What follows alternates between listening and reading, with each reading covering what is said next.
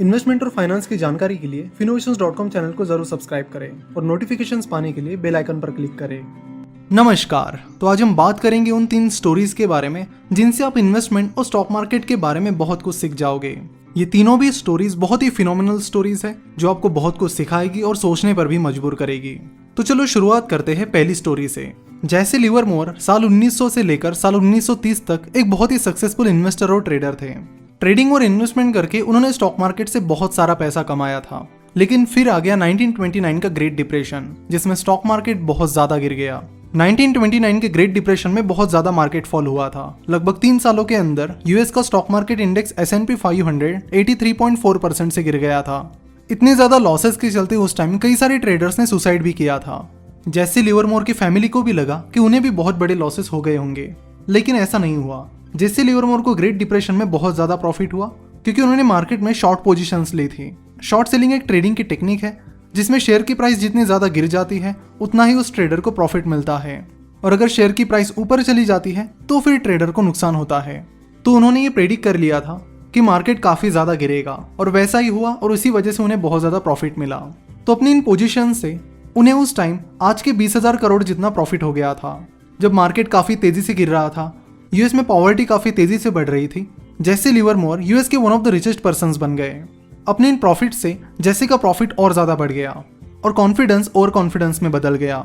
वो अपनी कैपेसिटी से ज्यादा अमाउंट मार्केट में ट्रेड करने लगे, साथ ही बिना सोच समझ के पैसा खर्च करने लगे। उन्होंने घर पे भी सबको बोल दिया था कि आप किसी भी चीज पर कितना भी पैसा खर्च कर लीजिए, आज से आपको पैसों की चिंता नहीं करनी पड़ेगी।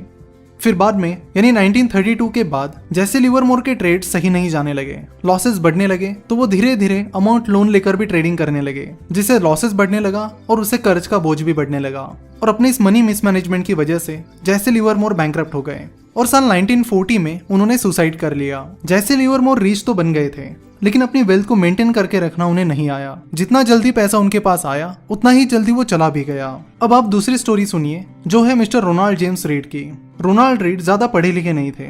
उन्होंने अपनी जिंदगी के 25 साल एक गैस स्टेशन पर काम किया और 17 साल फ्लोर साफ करने का काम किया। 2014 में जब उनकी डेथ हुई तब उनकी नेटवर्थ $8 मिलियन थी, यानी करीब 55 करोड़। उन $8 मिलियन में से $2 मिलियन उन्होंने अपनी फैमिली के लिए रख दिए और $6 मिलियन फिलैंथ्रोपी के लिए दिए। उन पैसों से बाद में हॉस्पिटल्स और लाइब्रेरीज बनाई गई।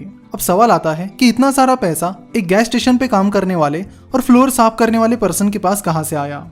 तो उसके पीछे का रीजन है डिसिप्लिन एंड इन्वेस्टमेंट। रीड ने डिसिप्लिन के साथ पैसा सेव किया और जो भी छोटा मोटा पैसा उन्होंने सेव किया उसे वो इन्वेस्ट करने लगे ब्लू चिप स्टॉक्स में। स्टॉक मार्केट में जो बहुत बड़ी कंपनीज होती है उन्हें ब्लू चिप कंपनीज या फिर ब्लू चिप स्टॉक्स कहते हैं। अगर इंडिया की बात की जाए तो अब Reliance industries, Infosys, TCS, HDFC bank इन्हें ब्लू चिप कंपनीज कह सकते हैं। अगर हम इन दोनों के बीच का डिफरेंस देखते हैं तो रोनाल्ड रीड को पैसा कमाना भी आता था और वो पैसा अपने पास मेंटेन रखना भी आता था। हालांकि जैसे लिवरमोर ने रोनाल्ड रीड से बहुत ज्यादा पैसा कमाया, लेकिन उसे मेंटेन करना उन्हें नहीं आया। तो पैसा कमाना एक चीज है और उसे मेंटेन करके रखना दूसरी चीज है, और सक्सेसफुल मनी मैनेजमेंट के लिए ये दोनों भी चीजें इंपॉर्टेंट है। सक्सेसफुल इन्वेस्टमेंट कोई भी कर सकता है, फिर चाहे वो गैस स्टेशन वर्कर हो या फिर कोई स्टूडेंट। हेल्थ और इन्वेस्टमेंट दो ऐसी चीजें हैं कि उनमें आपको इंटरेस्ट हो या ना हो, आपको उन्हें सही तरीके से करना होगा, क्योंकि पैसा और हेल्थ दोनों में मिसमैनेजमेंट आपको काफी महंगा पड़ सकता है, और इन दोनों में ज्यादा लालच बहुत महंगा साबित हो सकता है, और जरूरी होता है पेशेंस और डिसिप्लिन।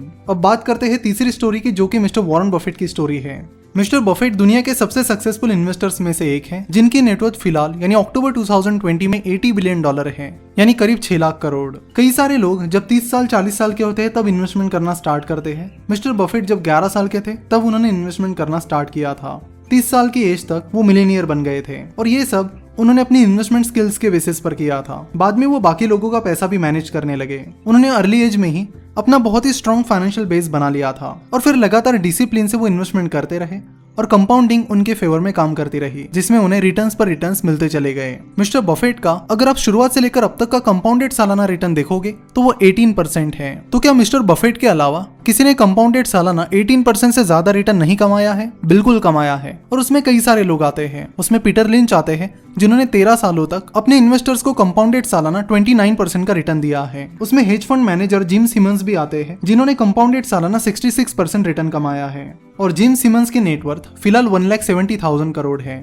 तो 66% कंपाउंडेड सालाना रिटर्न कमाने के बावजूद भी जिम सिमंस की नेटवर्थ 1,70,000 करोड़ है। वही मिस्टर वॉरेन बफेट की नेटवर्थ 18% कंपाउंडेड सालाना रिटर्न कमाने के बावजूद भी 6 लाख करोड़ है। बट फर्क ये है कि जिम सिमंस पिछले 30-35 सालों से इन्वेस्टमेंट कर रहे हैं, वही मिस्टर बफेट 70 साल से भी ज्यादा टाइम पीरियड से इन्वेस्टमेंट कर रहे हैं। कई बार हम इन्वेस्टर्स के इन्वेस्टमेंट स्किल्स तो देखते हैं लेकिन कंपाउंडिंग इफेक्ट को भूल जाते हैं, और कंपाउंडिंग इफेक्ट एक ऐसी चीज है जिसमें हर इन्वेस्टर को अपने एडवांटेज में यूज करना चाहिए। तो मिस्टर बफेट के पास एक बहुत इंपॉर्टेंट स्किल है जिस पर ज्यादातर टाइम ध्यान नहीं दिया जाता, और वो है कि लंबे टाइम पीरियड के लिए कंसिस्टेंसी और पेशेंस के साथ इन्वेस्टमेंट करना, जो कि एक बहुत बड़ी बात है और बहुत ही कम लोग करते हैं। हम सभी को पता है कि वॉरेन बफेट और चार्ली मंगर बिजनेस पार्टनर्स हैं, लेकिन उनके एक और बिजनेस पार्टनर थे जिनका नाम था रिक ग्योरिन। मिस्टर बफेट, मिस्टर मंगर और मिस्टर गुरिन तीनों मिलकर इन्वेस्टमेंट डिसीजंस लिया करते थे। लेकिन आज अगर हम देखते हैं तो रिक गुरिन मिस्टर बफेट और चार्ली मंगर के पार्टनर नहीं हैं। चार्ली मंगर और वॉरेन बफेट को पता था कि वो लोग जरूर बहुत अमीर बनेंगे, लेकिन उसके लिए उन्होंने जल्दबाजी नहीं की। वही रिक गुरिन को जल्दी अमीर बनना था, इसलिए वो डेरिवेटिव्स में ट्रेडिंग करने लगे, और एक बार उन्होंने डेरिवेटिव्स मार्केट में बहुत ज्यादा ट्रेडिंग की जिसमें उनको बहुत बड़ा लॉस हुआ, और उस लॉस को कवर करने के लिए उन्हें अपना बर्कशायर हैथवे का स्टेक बेचना पड़ा। तो ज्यादा ग्रीडी होना भी सही नहीं है, यही रिक गुरिन की ये स्टोरी हमें बताती है। तो इन तीनों स्टोरीज को और इन लेसन्स को हमेशा अपने पास रखिए, और ऐसे ही कुछ और स्टोरीज के लिए आप मॉर्गन हाउसल की book the psychology of money पढ़ सकते हो, और आज की ये वीडियो उसी बुक की एक समरी थी।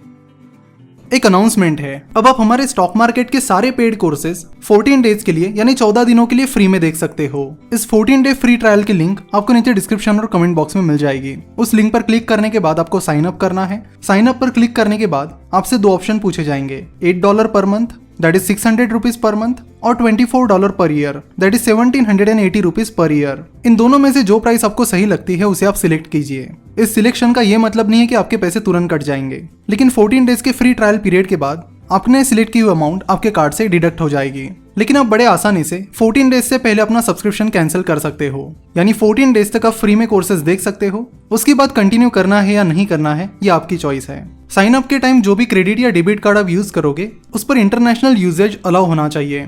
तो अगर आपके कार्ड पर इंटरनेशनल यूज अलाउ नहीं है तो आप फोन बैंकिंग में जाकर अपने कार्ड का इंटरनेशनल यूज अलाउ कर सकते हो। यहाँ पर कैंसिलेशन प्रोसेस बहुत ही सिंपल है, तो 14 डेज से पहले आपको कोई भी चार्ज नहीं लगेगा। आप सिंपली साइन अप के बाद अकाउंट सेटिंग में जाकर पेमेंट बटन पर क्लिक करके अपनी मेंबरशिप कभी भी कैंसिल कर सकते हो। तो 14 डेज तक आपको ये सारे कोर्सेज फ्री में मिल जाएंगे। उसके बाद अगर आपको कंटिन्यू करना है तो उसके लिए आपको पर मंथ 600 रुपीज और पर एनम 1780 रुपीज पे करने होंगे। सो 14 डेज के फ्री यूज के लिए कोई टर्म्स एंड कंडीशन नहीं है। कई बार साइन अप के बाद आपका कार्ड कंफर्म करने के लिए स्किलशेयर आपके अकाउंट से $1 दैट इज 74 रुपीज डिडक्ट करती है, लेकिन तुरंत आपके अकाउंट में वो $1 दैट इज 74 रुपीज रिफंड भी हो जाते हैं। तो इस तरह नीचे डिस्क्रिप्शन और कमेंट में दी गई लिंक पर क्लिक करके आप 14 डेज के इस फ्री ट्रायल का इस्तेमाल कर सकते हैं, और हमारे सारे पेड कोर्सेज 14 डेज तक फ्री में देख सकते हो। आज की वीडियो पसंद आई है तो जरूर इसे अपने दोस्तों के साथ भी शेयर कीजिए। आज की वीडियो देखने के लिए और हमसे जुड़े रहने के लिए आपका बहुत बहुत धन्यवाद।